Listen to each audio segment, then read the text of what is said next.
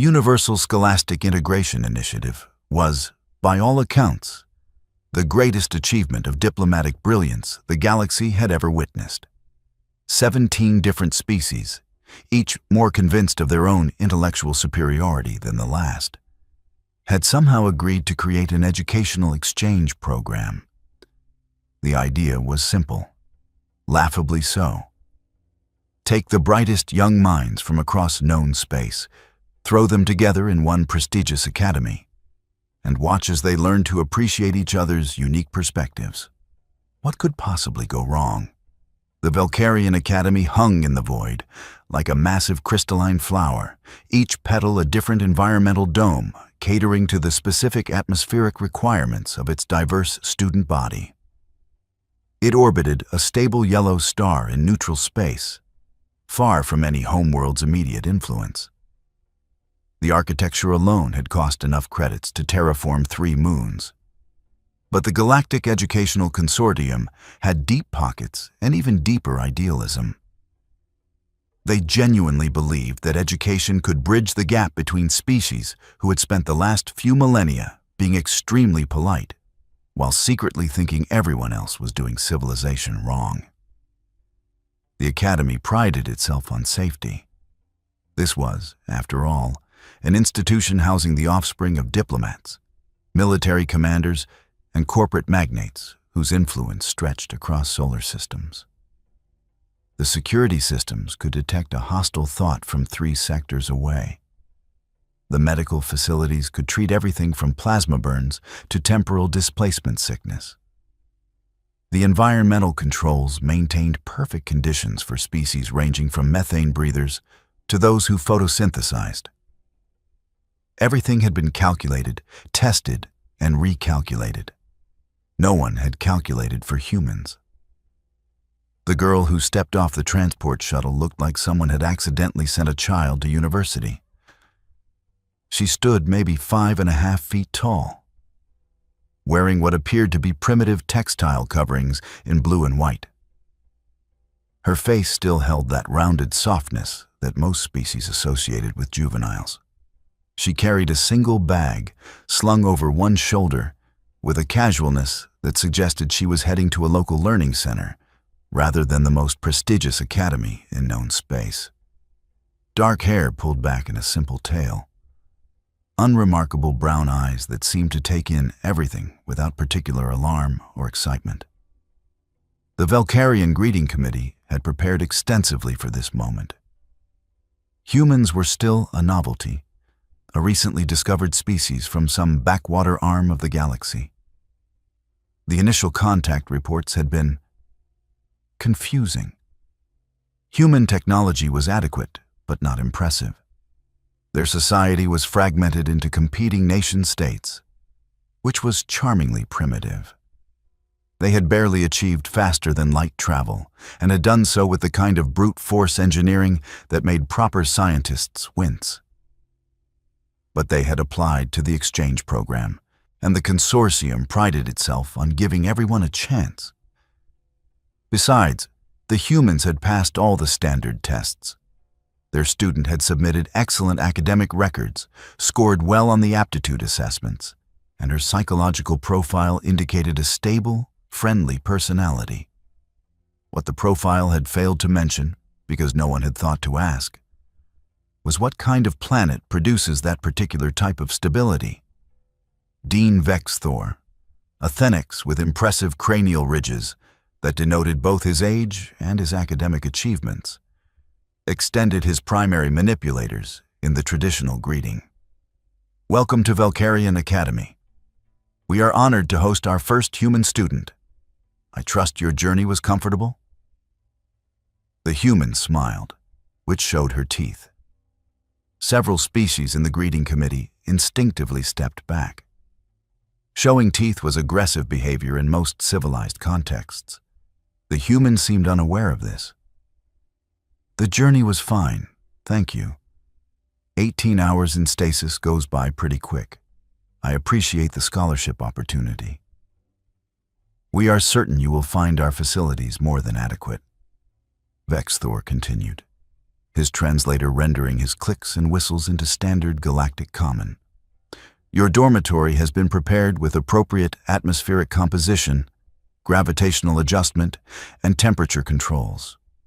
If you require anything, please do not hesitate to contact the Student Services Office. Gravitational adjustment? The human tilted her head, a gesture that the welcoming committee's cultural database suggested indicated curiosity or confusion. Yes, of course. We maintain 0.6 standard gravities in the student areas, comfortable for most species, and our structural integrity can easily support it. We understand that some species require different conditions, so individual quarters can be adjusted as needed. Oh. The human nodded. What's 0.6 in Earth gravity? Vexthor consulted his datapad. Approximately 0.61 of your home gravity. We thought it best to keep you comfortable. That's really thoughtful, the human said, still smiling that tooth-bearing smile. But I'm fine with whatever everyone else uses. No need for special treatment. This seemed to please Vexthor immensely. Human adaptability had been mentioned in the briefings. He made a note that their new student was refreshingly low maintenance. If he had bothered to truly understand what 0.61 Earth gravity actually meant, he might have made very different notes. But Dean Vexthor, like most administrators throughout the galaxy, was far better at paperwork than actual investigation. The academy buzzed with gossip about the human. Most students had never seen one in person.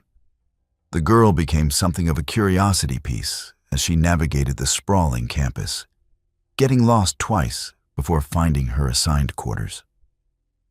Other students would stop and stare, usually from a safe distance, trying to reconcile the reports they had heard about humans with a small, seemingly harmless creature wandering the halls. Krixtal, a Thenix student from a prominent military family, watched the human struggle with a door mechanism and snorted to his cluster mates. That's the species that claimed they survived first contact with the Krivnoth raiders? She looks like she would blow over in a strong atmospheric current. His friends chittered in agreement. The Thenix prided themselves on being warriors, with exoskeletons that could deflect most standard projectile weapons and strength enough to bend steel support beams. They found the soft, weak-looking humans deeply unimpressive. The crystalline Zyphrons were more charitable in their observations. They communicated through light pulses and found the human's bioluminescent deficiency fascinating rather than inferior. She was simply a different expression of life, they reasoned, adapted to her own environment. When she finally got her door open and offered a small wave to the cluster of Zephrons who had been watching, they pulsed a friendly greeting in return. The gaseous Ulmai were perhaps the most unsettled. They existed in a state of constant atmospheric flux, their consciousness distributed through complex molecular chains. The human's solid, permanent form struck them as nightmarishly rigid. How could one think properly while trapped in such a fixed configuration? Still, they were scholars first, and they approached the human with scientific curiosity when she appeared in the common area that evening. "Greetings, solid-form newcomer," one of the Ulmai whispered through a translation speaker. "We wish to inquire about your metabolic processes. Our databases suggest humans require frequent intake of solid matter. Is this not inconvenient?" The human looked up from her datapad, where she had been reviewing the next day's schedule. "You mean eating? It's not too bad. 3 times a day usually, sometimes snacks in between." 3 times per solar cycle? The Ulmai's gaseous form rippled with what might have been shock. "This seems excessive. We intake nutrients once per lunar cycle." "Well, our metabolism runs pretty hot. We burn a lot of calories." The human shrugged, another gesture that made no sense to most species present. It's just how we're built. Fascinating, another Ulmai whispered. And this does not present difficulties in resource-scarce environments. The human's expression changed slightly, though most of the observers could not read the subtle shift. Humans are pretty good at finding food. We're adaptable that way. This was, the Ulmai would later reflect, the first warning sign. They had simply failed to understand what adaptable meant in a human context. Morning arrived according to the Academy's standardized cycle, which catered to species requiring regular, light-dark patterns. The human appeared at breakfast in the communal dining facility, which was divided into sections based on nutritional sundur requirements. There were vats of nutrient solution for the absorbers, crystalline growth matrices for the mineral-based species, and compressed atmosphere stations for the breathers. The human headed straight for what the Academy called the organic solid consumption zone, which served species that required pre-killed food matter. This was already considered somewhat barbaric by galactic standards. Most civilized species had moved past the need for dead organic material. They synthesized nutrients directly or absorbed energy from cleaner sources. The human loaded her tray with what the menu helpfully labeled as protein matter, carbohydrate substrate, and liquefied plant extract. To everyone else, it looked like she was preparing to consume an alarming amount of dead things. Krixtal, who had claimed a prominent table with his cluster mates, watched this with poorly concealed disgust. Look at it eating, like some kind of primitive scavenger. The human seemed oblivious to the attention, methodically working through her meal with the efficiency that was somehow more unsettling than if she had shown enthusiasm. She was simply refueling, the same way one might charge a power cell. It was during this breakfast that the first incident occurred. A Gorath student, late to the dining hall and moving too quickly, collided with the human as she stood to return her tray. The impact sent her stumbling back several steps. Her tray clattered to the floor. The Gorath, a species known for their size and strength, immediately began the traditional dominance display. This was instinctive behavior, triggered when they sensed weakness. The Gorath puffed up his thorax, extended his combat mandibles, and released a threatening pheromone that made several nearby students scatter. The human just stood there. She did not run. She did not submit. She simply stood there, watching the Gorath with those dark eyes. Her posture relaxed, but somehow alert in a way that was difficult to define. The Gorath, interpreting stillness as frozen fear, advanced. He raised one of his primary limbs, preparing to establish dominance through a non-lethal but intimidating strike. The human's hand moved. It was not a large movement, nothing dramatic. Her hand simply came up, caught the Gorath's descending limb at the joint, and held it. Just held it. The Gorath pushed, trying to complete his dominant strike. The human's arm did not budge. The dining hall had gone completely silent. "I think that was an accident," the human said, her voice calm. "No harm done. Maybe we should both watch where we're going." She released the Gorath's limb and bent down to pick up her fallen tray. The Gorath stood frozen, his combat instincts screaming contradictory information. He had been stopped, effortlessly, by a creature half his size who looked like someone's juvenile offspring. The human disposed of her tray and walked out of the dining hall, apparently unconcerned by the fact that every being present was now staring at her retreating form. "Did that just happen?" one of Krixtal's cluster mates whispered. Krixtal's mandibles clicked together nervously. "That Gorath is a champion grappler. He's won interspecies competitions." No one had a good explanation. The prevailing theory arrived at through desperate rationalization, was that the Gorath had been off balance. Yes, that made sense. Pure coincidence. Nothing to be concerned about. This theory lasted until physical education class. The Valkyrian Academy prided itself on its comprehensive physical development program. The reasoning was sound. A healthy body supported a healthy mind, regardless of species. The gymnasium was a marvel of adaptive engineering, capable of adjusting gravity, atmosphere, and spatial configuration to accommodate wildly different physiological needs. Professor Glenth, a Ulmai who had taken solid form specifically to teach physical sciences, had designed what she considered a perfectly balanced curriculum. Today's lesson involved endurance assessment in what the Academy considered elevated gravitational conditions.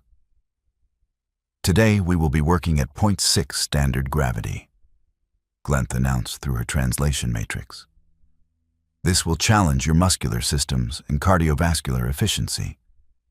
Please proceed with caution and notify me immediately if you experience distress. The various students began their exercises with visible effort.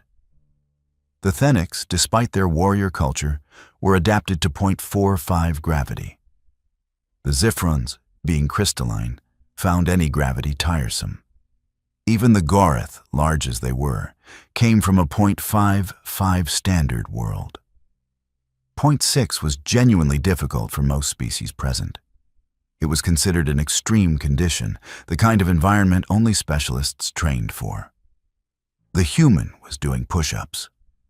Not struggling through push-ups, not carefully monitoring her form and counting repetitions with grim determination. She was just doing them, steadily, while carrying on a conversation with a nearby Ziphron about the differences between base 10 and base 12 mathematical systems. Professor Glenth drifted over, her gaseous form coalescing into something approximating concern. Student, you should be pacing yourself. 0.6 gravity is quite demanding.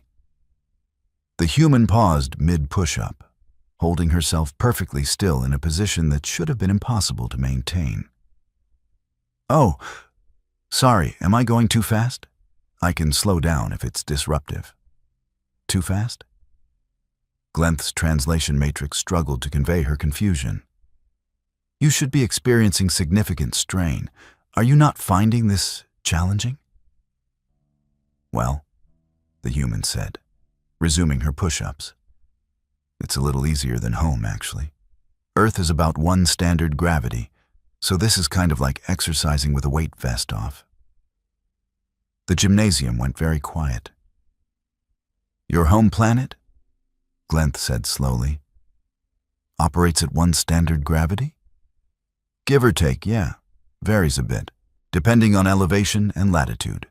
But that's the average. 1 standard gravity is a Class 12 environmental hazard. The human completed another push-up. Is it? Huh. We just call it Tuesday.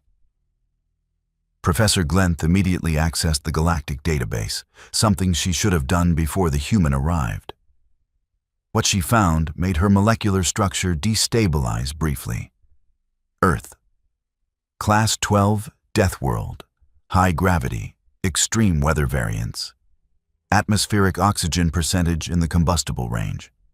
Tectonic activity. Aggressive megafauna. Viral and bacterial load in the catastrophic category. Radiation exposure from an unshielded star. The list went on, and on, and on. The human had stopped exercising and was now looking at Glenth with concern. Are you okay, Professor? You're kind of flickering. I need to sit down, Glenth whispered, despite not having legs. Should I get help? Please continue your exercises, Glenth managed. I simply need to recalibrate my understanding of biological resilience. The human shrugged again and went back to her push-ups. Around the gymnasium, other students had stopped their own exercises to stare. The implications were slowly sinking in. If .6 gravity was routine for humans, what did that mean for their strength, their endurance, their entire physical existence? Kriegstall, who prided himself on his warrior heritage, had completed 12 resistance exercises before needing to rest. The human was still going, had been going for the entire class period, and showed no signs of stopping. "How many of those are you going to do?" he asked, unable to contain his curiosity. The human paused to think. "I usually do 3 sets of 50 at home, but that's at full gravity. Here, I'm not really counting. It just feels good to move after sitting in classes all morning.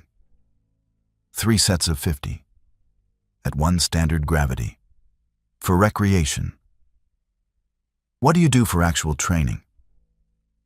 The question came from a Dravex student, a species known for their military tradition. "Oh, I'm not really training for anything specific right now. I used to run cross-country back home. That's where you run long distances over rough terrain. But I gave it up to focus on academics." "How long is a long distance?" The races were usually 5 to 10 kilometers. Training runs were longer, obviously. The Drivex's translator chip briefly malfunctioned. 10 kilometers, in 1 standard gravity, over rough terrain, for sport. "Your planet must produce incredible warriors," he said finally. The human laughed, which was a sound that translator protocols struggled with. "I'm not a warrior. I'm just a student. I'm actually pretty average for a human. There are people back home who run 100 kilometers at a time. Some people climb vertical rock faces for fun. We have competitions where people swim across massive bodies of water. That stuff is way more impressive than what I do." The Drovex's 3 hearts began beating arrhythmically. He had to sit down. Professor Glenth made an announcement that class was dismissed early. She needed to contact the administration immediately. This information about human physiology needed to be properly documented and circulated. The safety protocols might need revision. The human helped several exhausted students back to the locker areas, carrying equipment that would normally require mechanical assistance.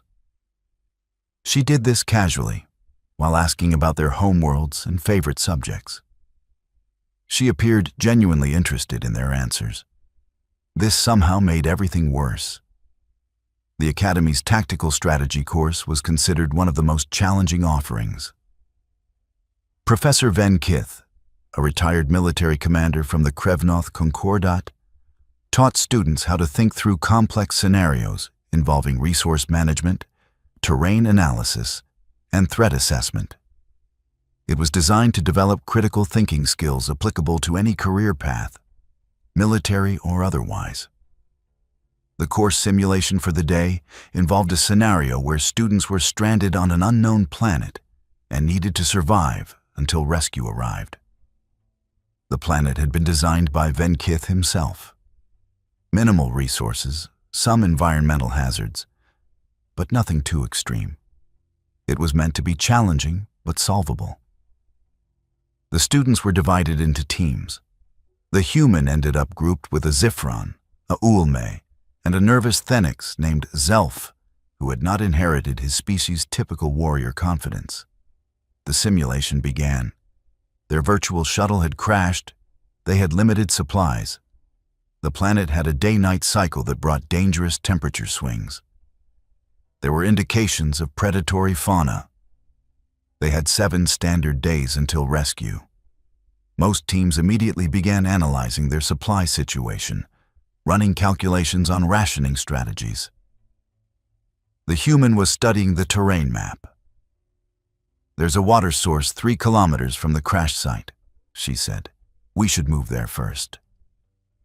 "But that would require leaving our shelter," Zelf protested.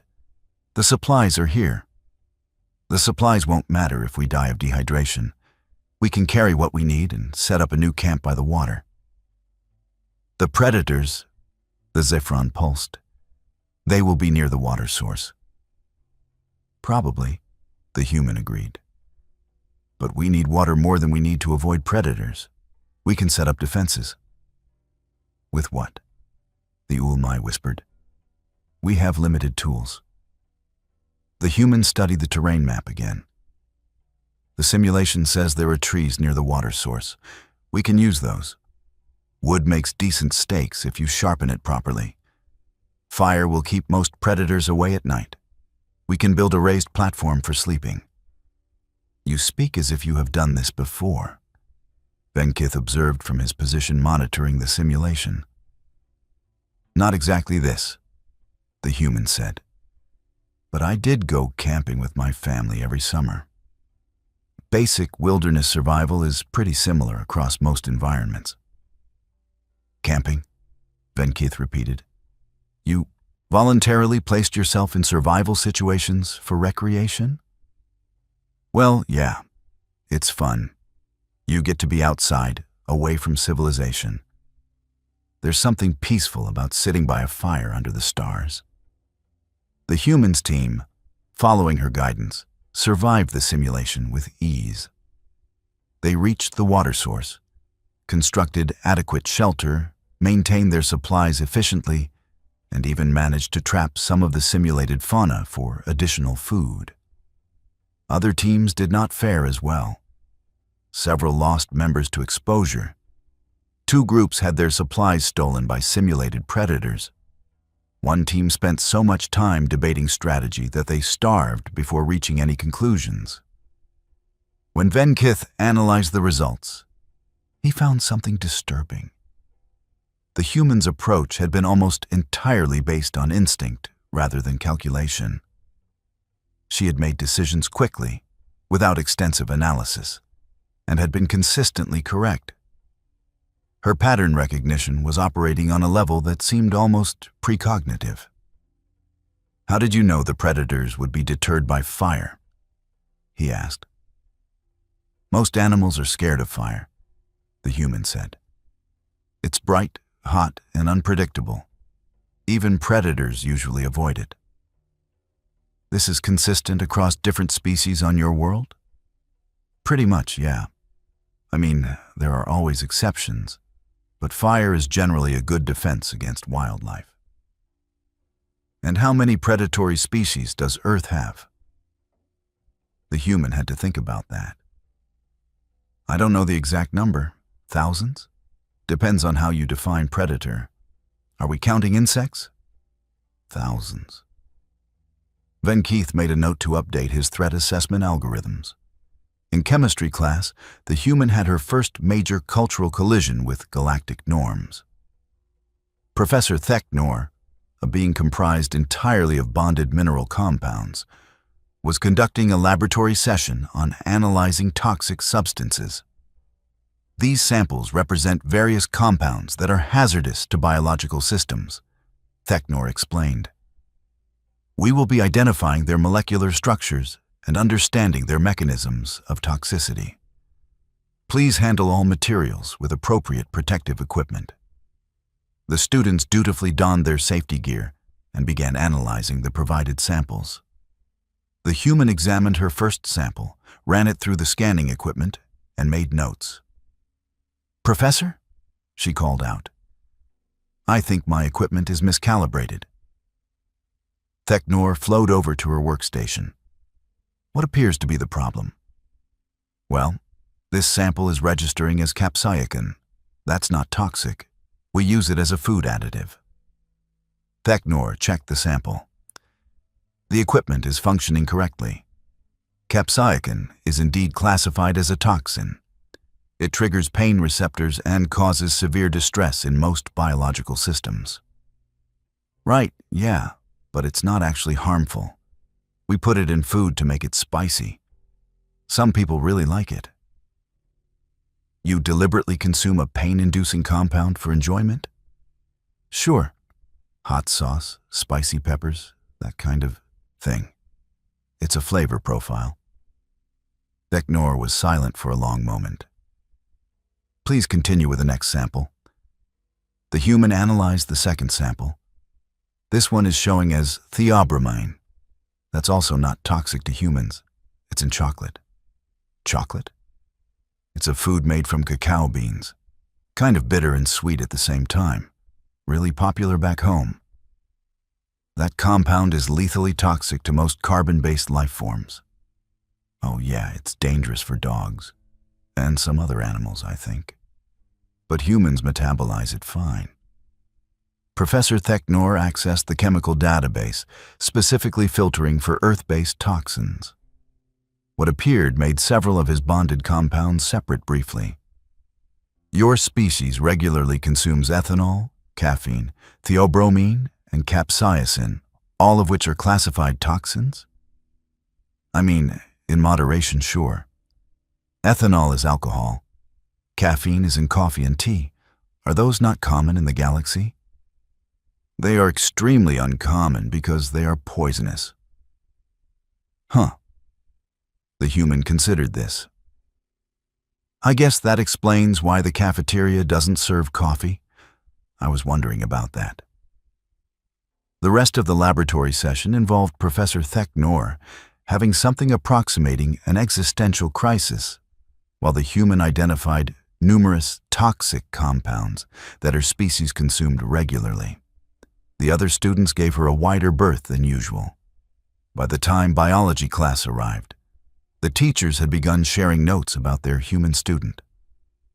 Professor Ylveth, who specialized in comparative biology, had done extensive research. She was prepared, or so she thought. Today, we will be examining immune system responses, Ylveth announced. Each species has developed unique methods for dealing with pathogenic intrusion. She displayed various organisms on the holographic projector. These are examples of particularly virulent pathogens that have shaped evolutionary development across the galaxy. Each represents a significant challenge to biological systems. The human raised her hand. Yes?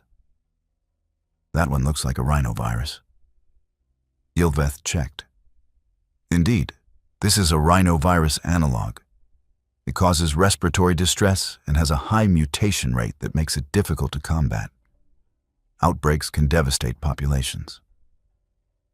We call that the common cold. Most people get it a few times a year. A few times per solar cycle? That seems excessive. Oh, no, sorry.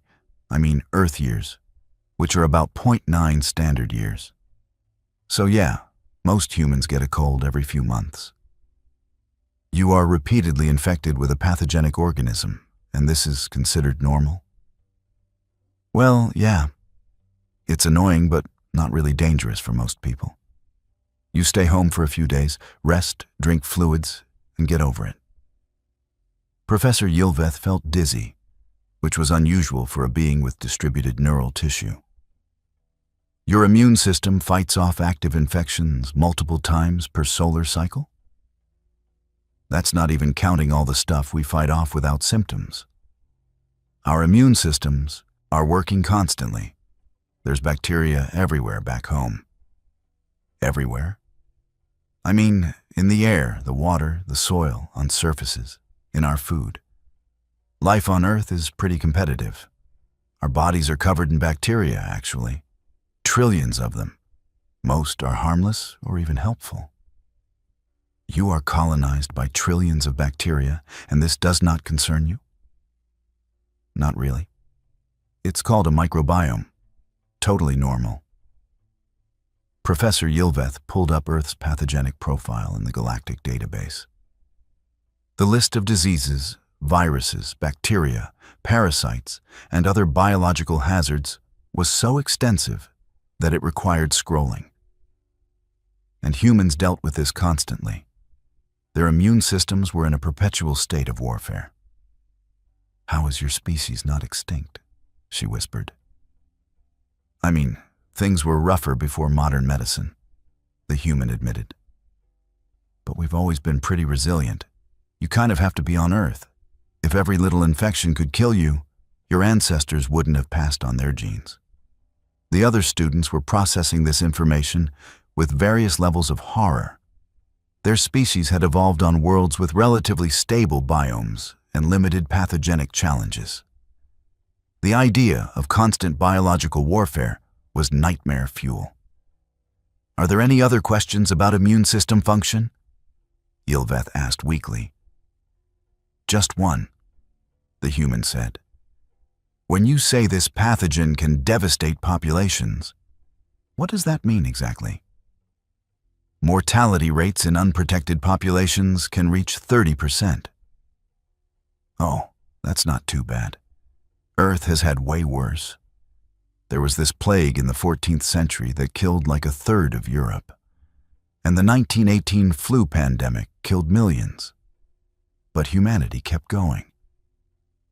Your species experienced a mortality event that killed 1/3 of a continental population. This is taught as historical fact rather than apocalyptic trauma. Well, it was definitely traumatic for the people who lived through it. But it was centuries ago. Humans are good at bouncing back." Professor Ylveth dismissed class early. She needed to file a report. Several reports. Possibly a formal inquiry into how Earth had been classified as merely Class 12. Class 20 seemed more appropriate. The Academy's emergency alarm system was state-of-the-art. It could detect threats ranging from hull breaches to hostile boarding actions to environmental contamination. It had never been triggered by accident in the institution's 70-year history. It went off 3 weeks into the human's first term. The automated announcement was admirably calm, considering the circumstances. "Attention all students and faculty. A containment breach has occurred in the Xenobiology Research Wing. Aggressive fauna has escaped secured holding. All personnel are to proceed to designated safe zones immediately. Security teams are responding." Students panicked. This was expected. Most species in the Academy came from civilized worlds where dangerous animals were extinct or confined to protected reserves. The idea of an aggressive creature roaming freely was terrifying. The human, who had been in the library studying for an exam, looked up from her datapad with an expression that others would later describe as mildly interested. "What kind of fauna?" she asked a passing Zifron who was pulsing panic colors. "Does it matter? It is dangerous. We must hide." "Well, yeah, but like dangerous how? Is it venomous, large, pack hunter?" The Zifron's light patterns suggested the human had lost her mind. "It escaped from a Class 7 containment unit." "Okay, but that doesn't really tell me what it is." The human accessed the emergency information system, which was providing updates. The escaped creature was called a Vexhound. It was approximately 2 meters long, with 6 limbs ending in sharp claws, powerful jaws, and a highly aggressive territorial instinct. It had already injured 2 security personnel who had attempted to recapture it. The display showed a grainy image from a security camera. The Vexhound looked like someone had taken a large lizard, given it too many legs, and added anger issues. "Oh," the human said. "That's not too bad." "Not too bad?" Zelf had appeared, his exoskeleton rattling with fear. "That creature can tear through reinforced doors." "Can it tear through walls?" "What? No, but..." "So we just need to keep doors closed and avoid direct confrontation. Where's it heading?" The security feed showed the Vexhound moving through corridors toward the residential wings. Students were evacuating in the opposite direction, creating a chaotic scramble of various species, all trying to reach safe zones. "Someone's going to get hurt in this panic," the human observed. She stood up. "Where are you going?" Zelf grabbed her arm. "The safe zones are the other direction." "Yeah, but if everyone's running away scared, they're not thinking clearly. People do dumb things when they panic. I'm going to make sure the path to the safe zones stays clear." "By going toward the dangerous creature?" I'm just going to keep an eye on things. I'm not going to fight it or anything." This was technically not a lie. The human did not intend to fight the Vex Hound. She simply intended to make sure it did not hurt anyone. The distinction would prove important. The human moved through the corridors calmly, helping direct panicked students toward the safe zones. She found a group of younger students, first years who had gotten turned around in the confusion, and got them organized. "Okay, everyone stay together," she said in the tone of someone who had definitely herded groups of people before. "The safe zone is just down this corridor and to the left. Walk quickly, but don't run. Running makes you trip, and tripping makes you slow." The group moved as directed. The human brought up the rear, keeping herself between the students and the direction the Vex Hound was moving. That's when she heard the sound.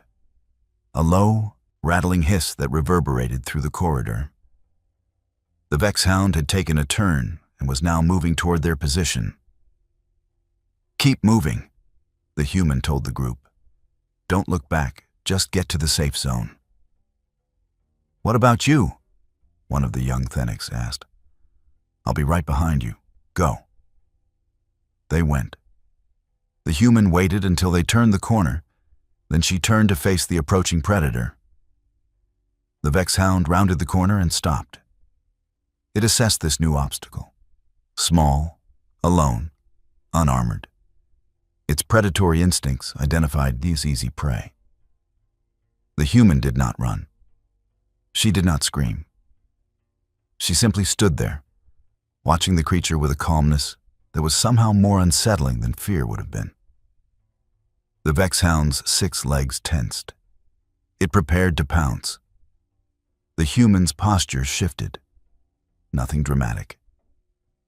She just planted her feet slightly wider, lowered her center of gravity fractionally, and continued to maintain eye contact. The Vex Hound hesitated. There was something in those eyes. Something that triggered ancient instincts buried deep in the creature's predatory brain. This was not prey. This was something else, something dangerous. The human took a step forward. The Vex Hound's aggressive posture faltered. It hissed again, but with less certainty. The human took another step forward, and the creature actually backed up. "Yeah, that's what I thought," the human said quietly. "You're all attitude, aren't you? Big and scary until someone doesn't run." She kept moving forward. The Vex Hound kept backing up. Its aggressive display had completely evaporated, replaced by something closer to confusion. Its instincts were screaming contradictory messages. Attack, flee, submit. Nothing in its evolutionary history had prepared it for a prey animal that refused to act like prey. By the time security arrived, equipped with stunners and nets and protective gear, they found the human standing calmly in the corridor, while the Vex Hound cowered in a corner, making distressed noises. "It's secure," the human said. "I think it's more scared than dangerous. Probably just freaked out when the containment unit malfunctioned." The security chief, a massive Krevnoth warrior named Thulkar, stared at the scene. "You cornered it?" "Not really. I just didn't run away, and I guess that confused it. Most predators don't know what to do when something doesn't act like prey." Most students would have been injured or killed. I mean, maybe if they tried to fight it or if they panicked and triggered its chase instinct. But if you just stand your ground and show confidence, most animals back down. They're not stupid. Fighting is risky even when you're bigger and stronger.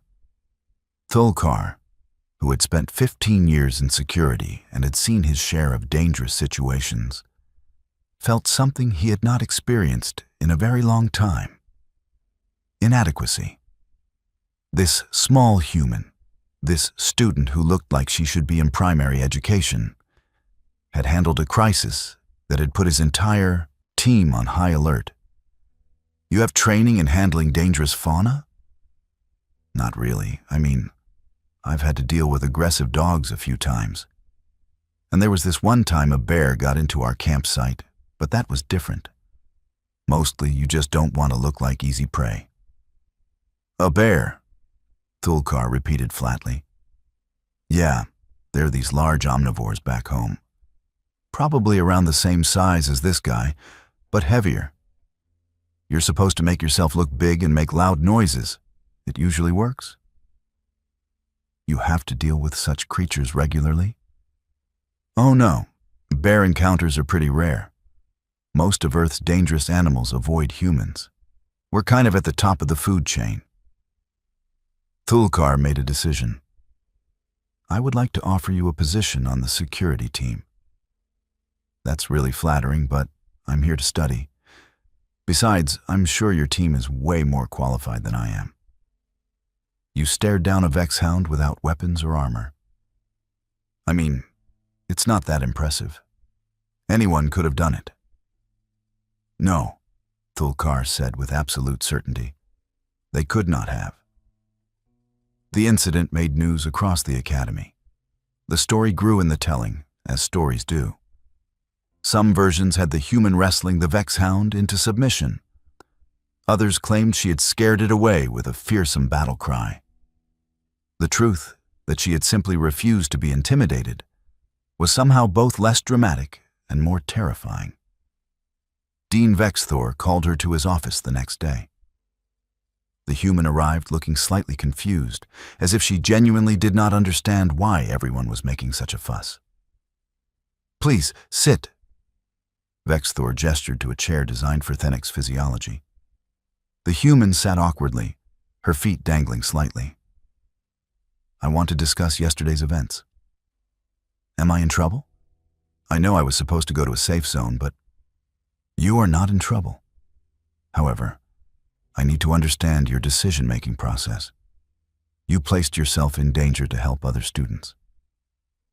Well, yeah. They were younger and scared. Someone needed to make sure they got to safety. You did not consider your own safety?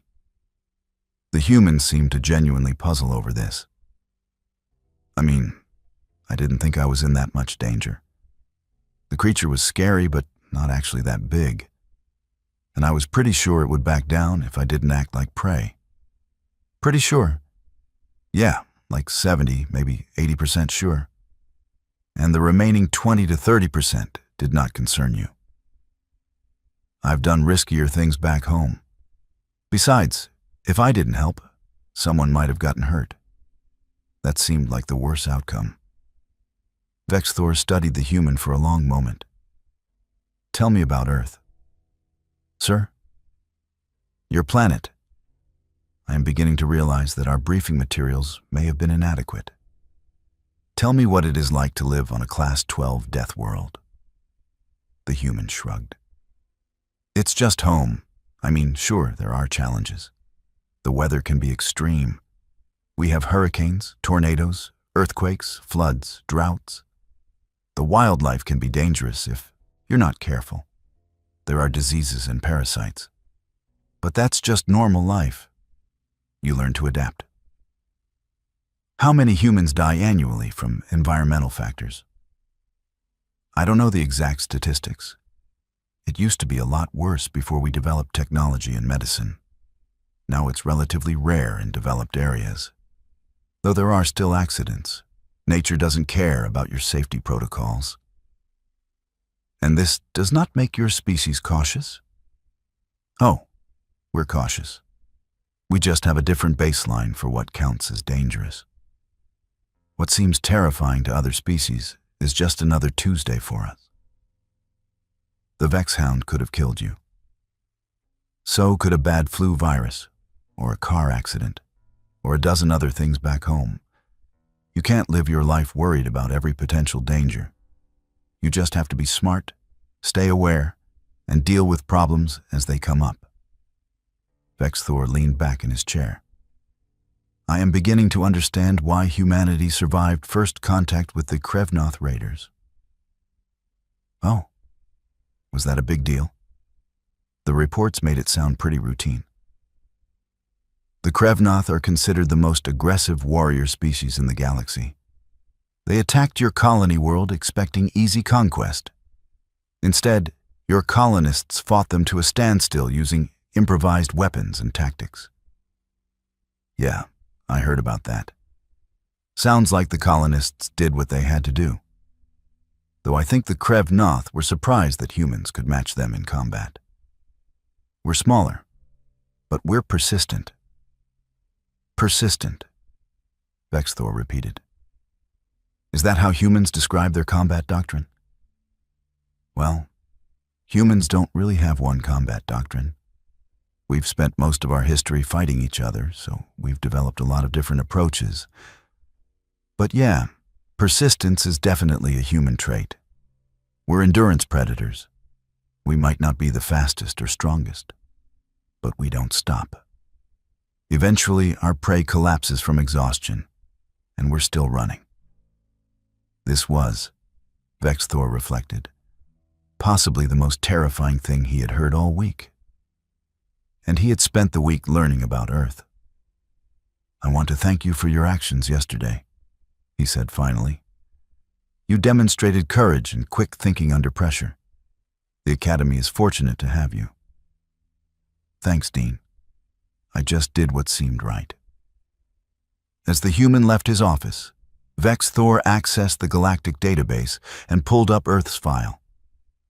He read through it completely this time, not just the summary. The more he read, the more he understood why the human found a Vexhound merely inconvenient. Earth had megafauna that dwarfed the Vexhound. It had weather systems that could level cities. It had diseases that made the common rhinovirus look gentle. It had environmental hazards ranging from venomous insects to toxic plants to natural radiation. And humans lived there, thrived there, built civilizations there. They were not warriors in the traditional sense. They were survivors. Every human was, by galactic standards, an apex. Predator who had been forged in an environment that would kill most other species within days. And they had sent their average student to the Academy. Vexthor sent a message to the Galactic Educational Consortium. It was time to update the human admission protocols, not to restrict their attendance, but to properly prepare the faculty and students for what humans actually were. The rest of the term passed with fewer dramatic incidents, though the human's reputation had been firmly established. Other students treated her with a mixture of respect and wariness. The faculty adapted their lesson plans to account for human capabilities. The cafeteria added a Class 12 nutrition section that stocked foods other species considered inedible. The human herself seemed oblivious to the change in how others perceived her. She attended classes, studied for exams, helped other students with their coursework, and occasionally had to be reminded that what she considered normal physical activity was exhausting for everyone else. On the last day of the term, Zelf approached her in the common area. I wanted to thank you, he said, his mandibles clicking nervously. For what? For helping me survive tactical strategy class, and physical education, and biology, and basically everything. You didn't need my help. You're really smart. Smart, yes, but not adapted to a Class 12 Deathworld. You made me realize that intelligence takes many forms. Your species survived through resilience and adaptability. Mine survived through social cooperation and strategic thinking. Both are valid. The human smiled. That's a really mature way to look at it. You're going to do great things, Zelf. As are you. Though I suspect the galaxy's not prepared for what humans will accomplish once you fully integrate into galactic society. We're just people. We're not special. That, Zelf said, is precisely what makes you terrifying. You genuinely believe you are average. The human laughed, not understanding. But Zelf understood. He had spent a term watching a Deathworld predator navigate galactic society with kindness, competence, and complete obliviousness to her own capabilities. The galaxy would never be the same, and humanity had no idea. As news of the humans' first term spread through galactic networks, other species began to take note. The Krevnoth Concordat requested information on human combat capabilities. The Thenix military academies started studying human tactical approaches. The medical community began researching human immune systems for pharmaceutical applications. And somewhere, in the administrative offices of the Universal Scholastic Integration Initiative, a decision was made. Next term, they would accept 3 more human students. The galaxy would adapt. It had no choice, because humans, as it turned out, were coming. And they looked like schoolchildren. And they were absolutely, fundamentally, hilariously dangerous in ways no one had anticipated.